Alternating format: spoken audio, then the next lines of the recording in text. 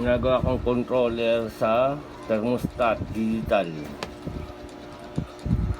Yan, sa aircon, yan ang gawin ko sa thermostat. Ito, pag nag-reach ng 16 degrees, mamamatay yung ilaw. Mag-on yung thermostat.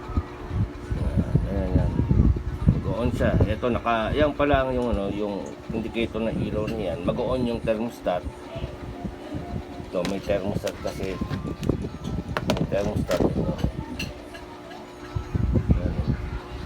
So, ito, yung pula,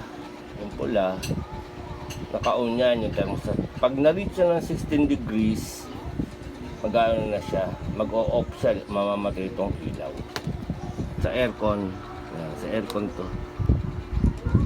Ito yung power supply, 12 volts, relay, digital thermostat.